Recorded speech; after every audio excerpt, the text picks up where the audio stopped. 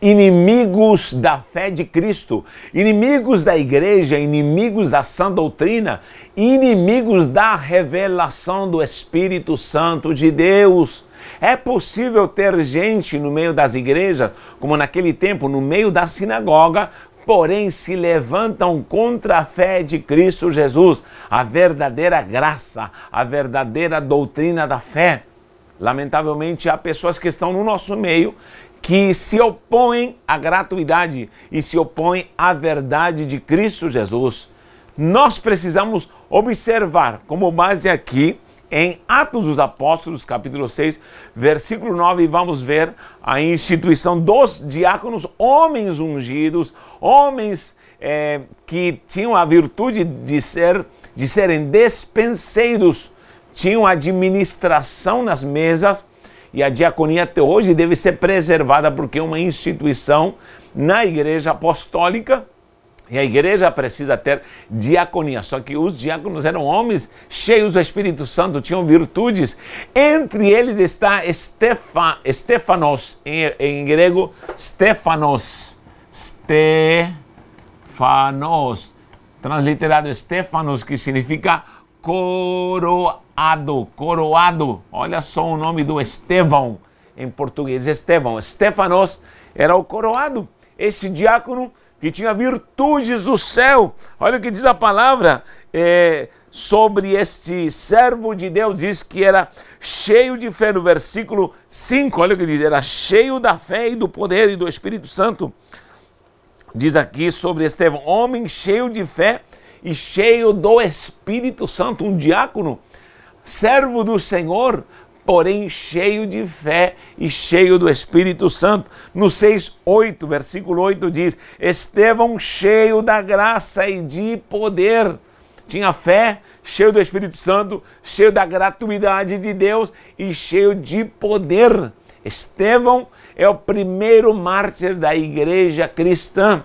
Ele foi apedrejado e Saulo de Tarso consentia com a sua morte. Você lê essa história maravilhosa em Atos dos Apóstolos e você vai ver que riqueza de um diácono, de um servo, mas cheio da graça, do poder do Espírito Santo de Deus. Mas como é que se levantou um grupo de judeus na sinagoga? Você sabe que no início da fé cristã ali em Jerusalém e nas redondezas, o evangelho era pregado para judeus, ainda talvez não se espalhava ou não começava em potencial a se espalhar para os gentios, embora estava se pregando nas sinagogas, e muitos judeus e muitos que eram chefes de sinagoga se convertiam à fé cristã. Mas nós vemos aqui o caso de Estevão, que ele é atacado por pessoas que estavam ali no meio, eram judeus, e o levam perante o sinédrio, e ali o condenam, o acusam e o apedrejam. Lamentavelmente isso acontece no meio da fé em Deus. Pessoas que se dizem de Deus, mas são capazes de fazer isto. Nós vamos ver aqui no versículo 9, leia aí Atos 6:9, isso me chama a atenção. Atos 6:9, vou ler como base bíblica. Eu vou trazer um estudo, uma alegoria de pelo menos 3 tipos de inimigos da fé, da graça, inimigos da igreja, inimigos da revelação, inimigos da doutrina cristã, e podem estar no nosso meio. Olha só, é uma mensagem alegórica, e esses 3 segmentos vão trazer uma ideia de como isso pode estar no meio da igreja. Olha o que diz o versículo 9. Levantaram-se, porém, alguns dos que eram da sinagoga, chamada dos libertos. Em espanhol está libertinos, em latim está libertinus. Tá? Eram pessoas que pregavam liberdade ou estavam se rebelando sempre contra Roma, e de fato eram descendentes de judeus que tinham sido presos. Também diz dos sirineus e dos alexandrinos. Pelo menos esses 3 tipos de personagens religiosos, tementes, entre aspas, a Deus, que seguiam a rigor a doutrina judaica, mas eles se levantam, são esses que conspiram e levam o Stefanos para o sinédrio e o condenam. o Espírito Santo, você pode ver no capítulo 7 como Estevão, cheio do Espírito e de poder, prega. Por favor, leia a pregação de Estevão no capítulo 7, como ele percorre toda a história do povo de Israel, a jornada de fé até chegar no Messias, só alguém cheio do Espírito. Em Estéfanos se cumpre aquilo que Jesus disse claramente, disse: quando vos levarem perante os magistrados, não temam, não se preocupem com aquilo que vocês vão falar. Especificamente, nessa ocasião, se cumpre. E diz porque o Espírito vai tomar vocês, o Espírito falará através de vocês. De fato, aqui nós temos uma plenitude de comunhão com este diácono, cheio da graça de Deus, cheio de poder, e é tomado pelo Espírito e traz toda a revelação.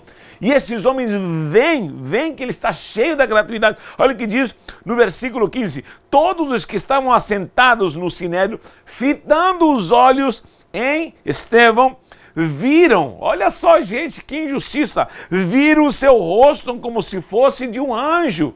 Esses endemoniados sabiam que Estevão estava cheio da graça, sabiam e viram que o seu rosto estava brilhando como um anjo. Queridos, imagine a que nível chega a apostasia, a que nível chega uma pessoa que perde a fé por causa da cegueira da religião.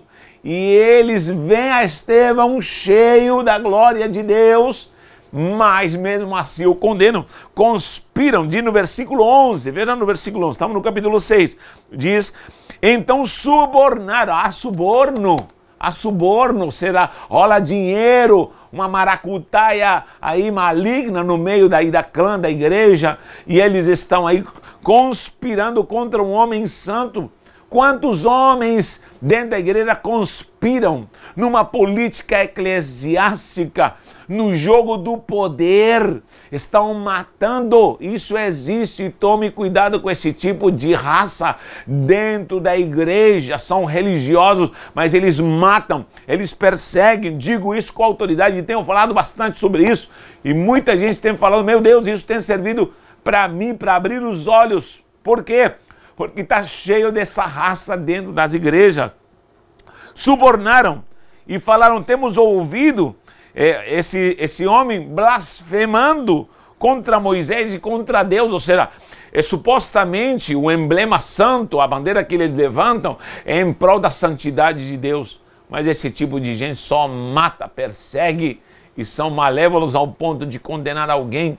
E esse tipo de gente só vive em perdição e só rema para trás. É uma geração retrógrada, não avança.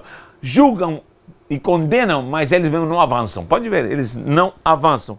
Olha só, primeiro temos aqui os três do capítulo 6, 9. Primeiro são os libertinos. Vou colocar aqui, número 1, os libertinos. Quem são os libertinos? Os libertinos são aqueles abusadores da graça. Esse tipo de gente na igreja são aqueles que conhecem até a graça, conhecem a Deus, conhecem toda a liturgia, fazem parte de tudo que é o esquema eclesiástico, estão no meio das igrejas, mas eles de fato andam sempre pregando uma libertinagem. São aqueles que pegam a gratuidade e usam esse canal, os viés da graça, para abusarem, para trazer pecado novamente à igreja. São os famosos que estão pregando essa liberdade, essa teologia da liberdade, e escancarando para que maus costumes, para que o pecado, para que a imoralidade venha, e com base na gratuidade. Isso é maligno. E eu vou ler no versículo aqui em Romanos 6. Romanos 6. Vamos lá, Romanos 6. Que diz Romanos 6? Paulo é claro aqui em Romanos quando ele diz: agora que estamos na gratuidade, na graça, porque o tema de Romanos é lei e graça. E é muito importante porque uma das maiores epístolas que nós temos é a epístola aos Romanos. Quem não entende Romano não vai entender o que é o verdadeiro evangelho. Romanos, Gálatas, muitos religiosos que gostariam de arrancar essas páginas da Bíblia, mas não adianta, é palavra de Deus, é inspiração divina. Olha o que diz Paulo no capítulo 6, versículo 1. Que diremos, pois? Permanecemos no pecado para que seja a graça mais abundante? E no versículo anterior ele está falando, onde abundou o pecado, superabundou a graça. Ou seja, o contra-ataque santo de Deus sempre perante o pecado vai ser uma graça abundante para perdoar e restaurar o homem. Mas Paulo pergunta, por acaso, porque nós estamos na graça, vamos permanecer no pecado? Claro que não, de modo nenhum, diz o versículo 2. Como viveremos ainda no pecado, nós que para ele morremos? Nós, pelo fato de estar na graça, nós morremos para o pecado. O religioso sempre apresenta o dogma para tentar alcançar a graça. Mas quem conheceu a graça, ele diz, eu estou na graça, por isso eu vivo o princípio dos dogmas. Não é o dogma que prevalece, mas é a graça que me leva a cumprir dogmas, ou seja, por estar na graça, eu não vivo mais no pecado e não me consagro a coisas malignas, a ídolos e a pecaminosidade deste mundo, por conhecer a Cristo e por ser justificado em Cristo. Então, nós precisamos tomar cuidado com esse tipo de gente que anda liberando tudo, uma libertinagem maligna, e isso não procede do coração de Deus. Esses são os libertinos. Olha o que diz em Romanos 6,15. 6,15, olha o que diz aqui. E daí, havemos de pecar porque não estamos debaixo da lei, e sim da graça? De modo nenhum. Não sabeis que daquele a quem vos ofereceis como servos para a obediência, desse mesmo a quem obedeceis sois servos. Ou seja, se você busca a graça, você é servo da graça. Se você está buscando o pecado, você vai ser servo do pecado, do mundo, de Belial.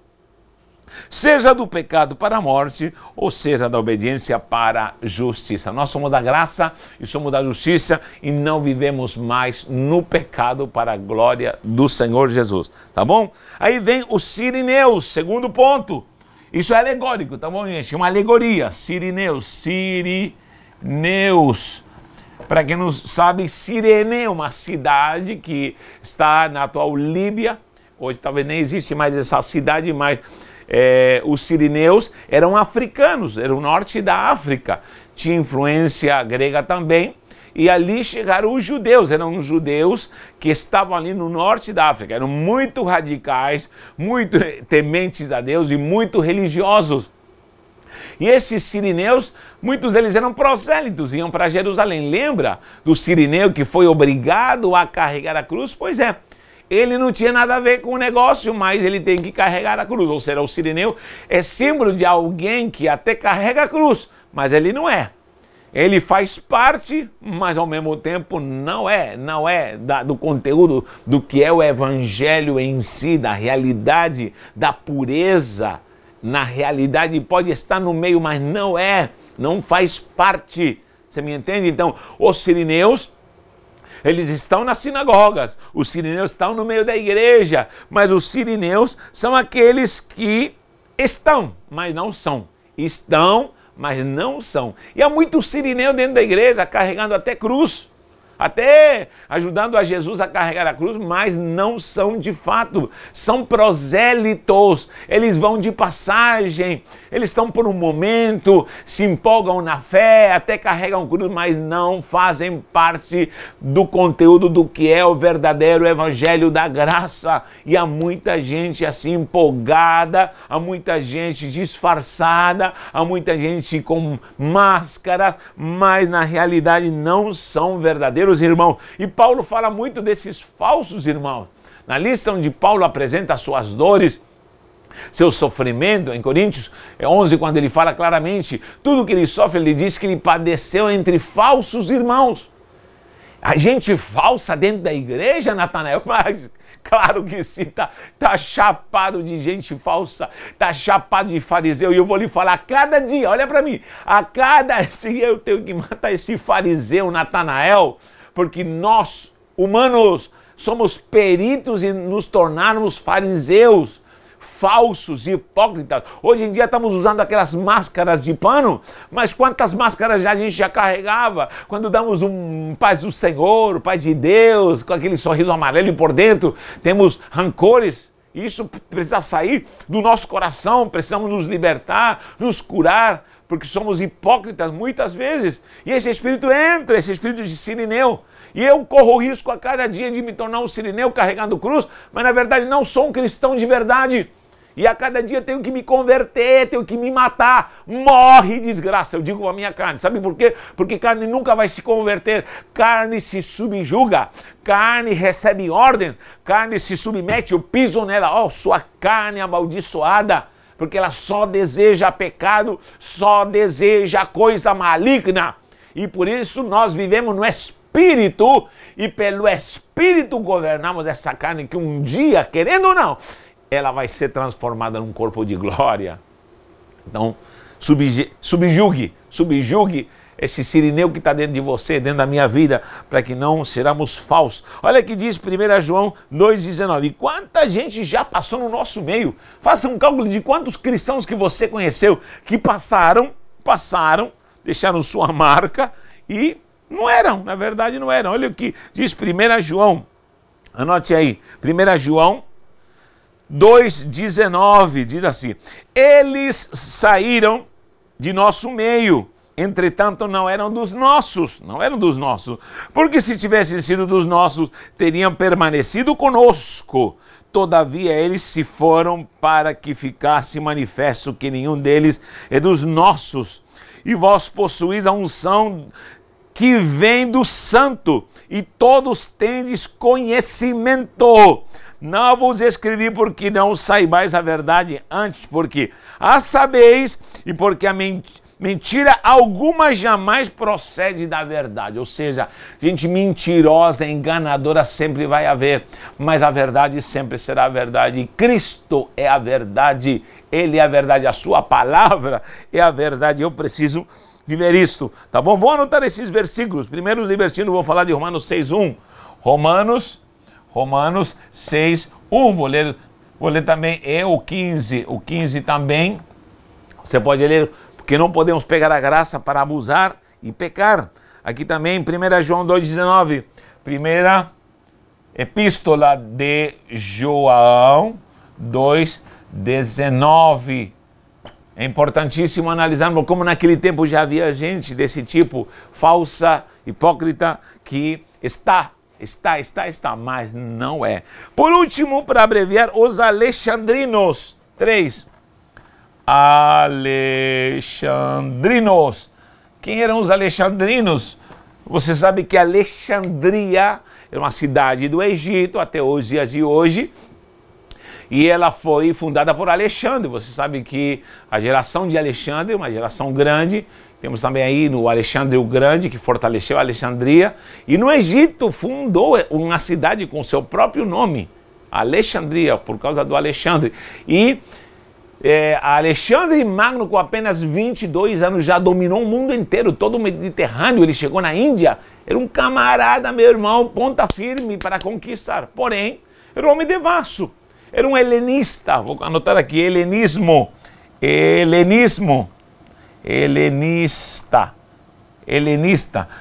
Todos os helenistas viviam baseados na doutrina filosofal da Grécia. Você sabe que a Grécia representa um intelectualismo. E toda daquela região, desde a Ásia, você vai ver Corinto, você vai ver a própria cidade de Éfeso, e tantas cidades ali dominadas pela Grécia, entre a Europa, entre a própria Turquia, que seria a Ásia Menor, e toda essa influência grega que está em todo o mundo naquele então. Essa influência era filosofal, era um pensamento racional, onde o homem estava no centro de tudo, a ciência voltada para o ego, a cultura, para a filosofia racional. E nós vemos esse espírito dentro da igreja. Os alexandrinos são aqueles que estão filosofando sempre, estão tomando o evangelho. Mas isso já existia naquela época? Claro que se abre a sua Bíblia em Coríntios, 1 Coríntios, vou anotar, capítulo 2.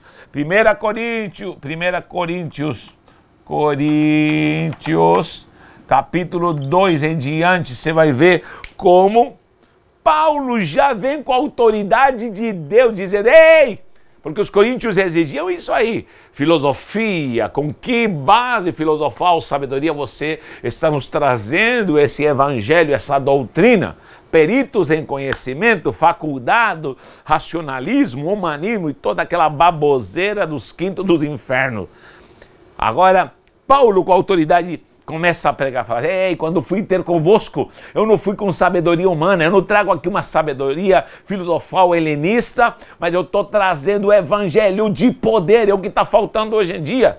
E esse negócio de autoajuda, esse negócio de egocentrismo já tomou as igrejas. Hoje em dia estão pregando mais coaching. Gente, olha para mim, sou formado em coaching, mas eu sei separar que quando eu prego o evangelho de Cristo acabou. Agora quer pregar coaching, faz terapia de coaching. Agora eu vou trazer psicanálise, eu vou trazer coaching, vou trazer autoajuda e pregar uma miscelânea de teoria com base em pensamentos humanos, egocentrismo, autoconhecimento. Que autoconhecimento?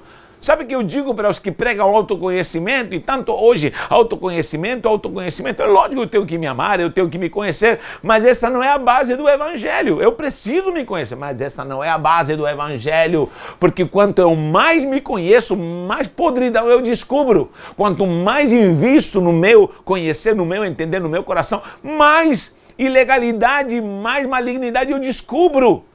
Queridos, Cristo é a nossa justificação. Não teve um homem na terra que não pecou, só teve um homem que não pecou e ele cumpriu toda a lei para nos justificar. Ou seja, eu hoje sou justificado em Cristo. Se alguém está em Cristo, veja quantas vezes aparece esse termo. Se alguém está em Cristo Jesus, em Cristo Jesus, em Cristo Jesus, em Cristo Jesus. Sabe por quê? Porque eu não consigo, com minha autoajuda, meu autoconhecimento, me conhecer e solucionar o meu problema. Você pode fazer coaching, você pode fazer terapia, você pode fazer filosofia, você pode entrar nos caminhos aí em conhecimento humano, mas você vai dar voltas. Eu conheço o pastor, não, estou indo fazer um coach, estou indo fazer isso e vai solucionar a minha vida, estou aplicando uma metodologia tal, agora é a solução, queridos. Conheça Cristo.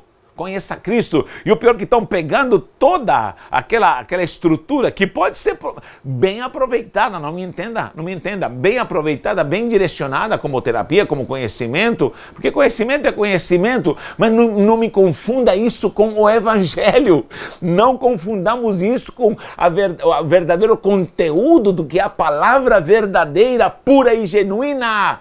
Pura e genuína, não confunda isso. Eu sei o que é psicologia, eu posso estudar psicanálise, eu posso estudar neurociência, eu posso estudar coaching e tudo que você possa trazer de bom e de moderno, maravilha, mas não me traga essa baboseira perante o poder do evangelho, porque isso vira baboseira, porque é conhecimento humano. Então eu preciso entender que a palavra e o poder do evangelho é um poder santo, glorioso, que vem do céu com base na mente de Cristo, não é com racionalismo humano.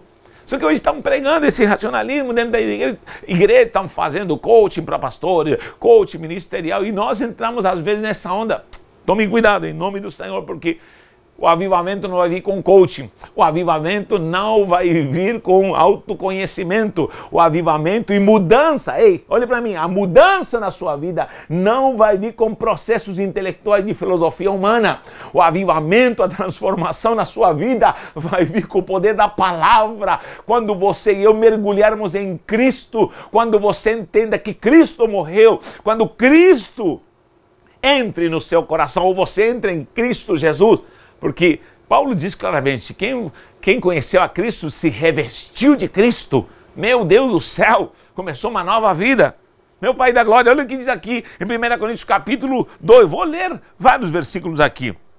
Eu, irmãos, quando fui ter convosco, anunciando-vos o testemunho de Deus, Não o fiz com ostentação de linguagem, não andou rebuscando palavras técnicas para falar. Paulo era objetivo, ou de sabedoria, porque decidi nada saber entre vós, porque os coríntios lá estavam cheios de filósofos e de costumes helenistas.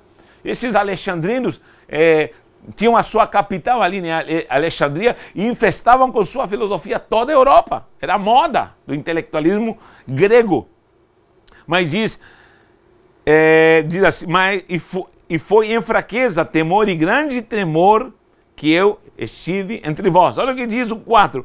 A minha palavra e a minha pregação. Duas coisas, mas o conteúdo é o mesmo. A minha palavra e a minha pregação. A minha palavra e a minha pregação não consistiram de linguagem persuasiva, de sabedoria, mas em demonstração do Espírito e de poder. Quem me guiava, quem me iluminava, quem me promovia era o Espírito e o poder do Evangelho, esse poder que liberta e salva, para que a vossa fé não se apoiasse em sabedoria humana, e sim no poder de Deus. Aí você pode ler o capítulo 2 inteiro, vai até o final. Vou ler o 13.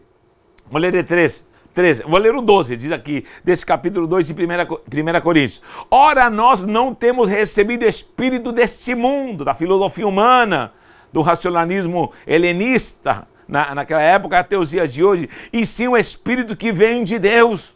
Estão trazendo um avivamento promovidos com mentoria, com mentoring humano, com hipnose, com o mover filosofal que está invadindo os jovens. E o avivamento não é em massa, estão reunindo gente para promover um impacto intelectual. Queridos, o avivamento e o evangelho, o próprio evangelho, aliás, são a mesma coisa, porque o evangelho é o avivamento, e onde está o avivamento é o evangelho. Só que qual é o avivamento genuíno? Primeiro, aquele que tem base na palavra e no poder de Deus, no poder do Espírito Santo de Deus.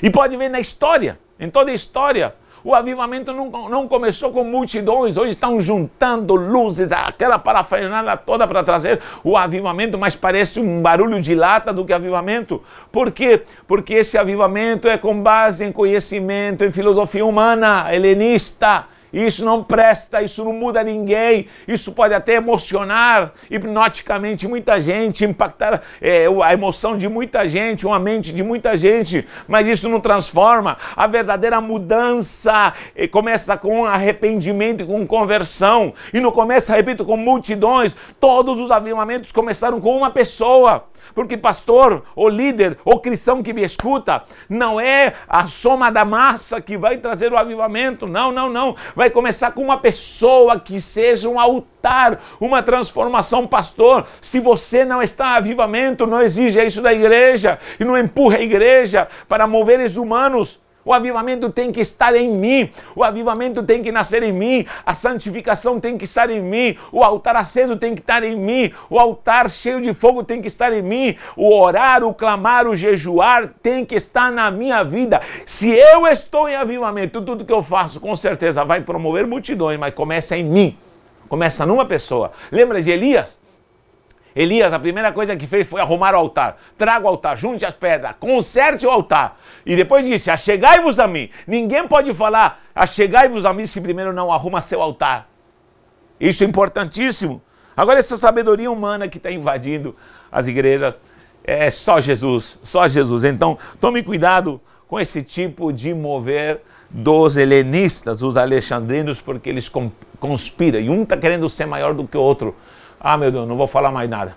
Mas segure aí, porque há um verdadeiro evangelho que transforma a vida do homem. Há um verdadeiro poder do Espírito. E existe uma palavra poderosa que vai impactar a sua vida e o seu coração. E essa palavra está aqui. Yeshua HaMashiach te abençoe, te guarde e viva a verdadeira glória do Evangelho de Cristo Jesus. Deus te abençoe em nome de Jesus.